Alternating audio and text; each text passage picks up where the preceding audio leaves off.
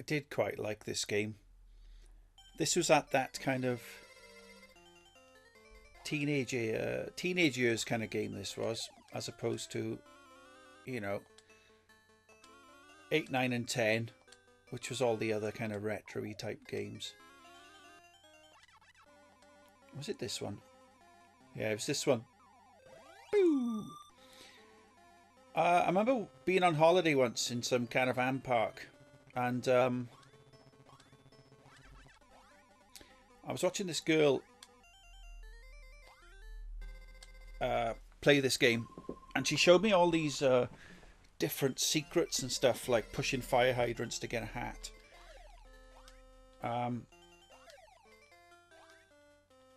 And there was one in a forest where you pushed a tree stump or something. That was a... I'm not sure if it's... Was it one of these ones? No. Wasn't that one anyway.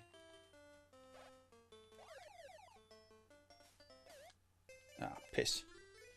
Obviously a hat doesn't protect you against pogo sticking ghosts.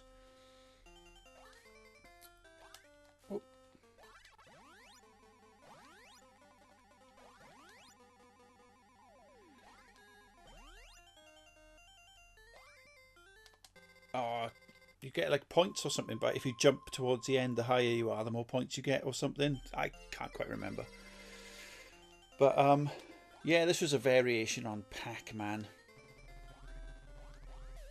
Oh, bollocks. I didn't mean to jump twice then. Which I quite enjoyed. It seemed to have that... Well, I'm not going to say it seemed to have that. It did have that. Progression type. Oh, balls. Now, if I had the hat, I could headbutt the kids. I remember that one. Which isn't politically correct, but in the sense of retro gaming, yes, it's fine. Let's try trip number 2, please.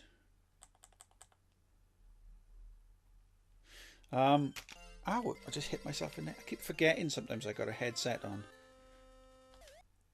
Did I just run straight into a fucking car?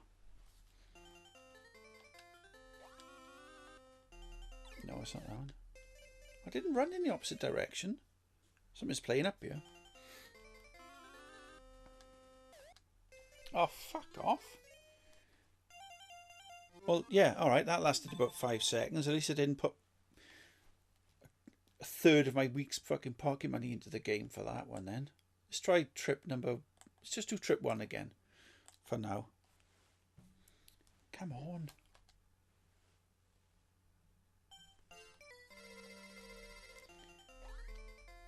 Yeah, and if you jump on top of the fire hydrants, that's right. You get piss, shit, and tits.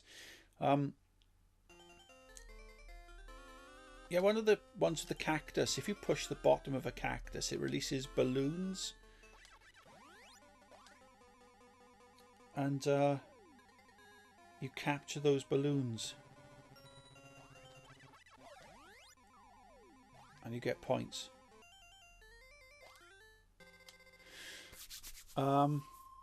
Yeah, and that was it. But me not being the richest of kids, I didn't have like a, you know, £250 a week pocket money, you know, that kids seem to have these days. So I could never... Oh, what did I jump for? I could never get any better at these games when I was a teenager, because I couldn't fucking afford it. Simple as that.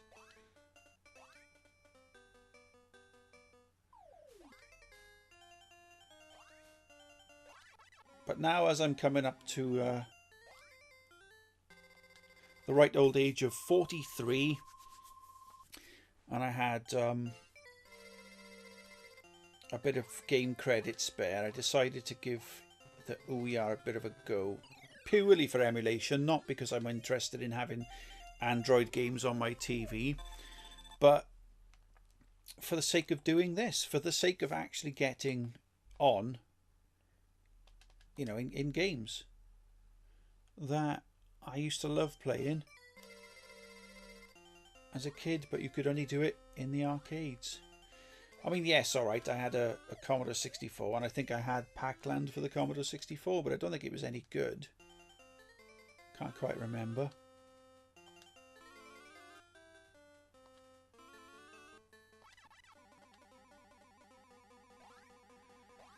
I remember, like, the later years of gaming for me then, when, as a, you know, like, teenager, when you had things like Space Invaders 95, because 95? That wouldn't be teenage years, was it? I was born in 71. So it would have been my teenage years. It would have been in the 80s, not in the 90s. Did I just jump on that guy's head? Right. Well, I'll give it one more go. But, yeah, Space Invaders 95. God, I would have been 24. But I remember playing that a lot. I was working at the time then. I could probably afford to go into the arcades with, you know, like 100 times the amount of cash. But they didn't have these games in the arcades when I had the money. Does that make sense? You know, it was like, you know, when I had a job and stuff, they didn't have the older games that I liked playing. They just had like Space Invaders 95, or everyone seemed to be on Street Fighter balls.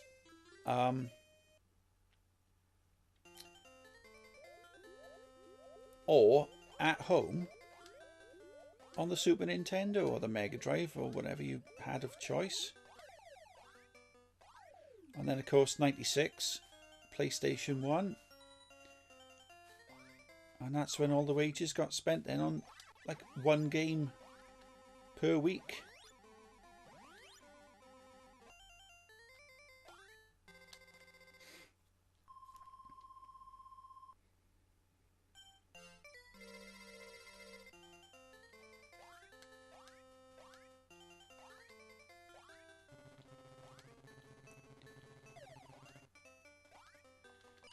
Ah, titties.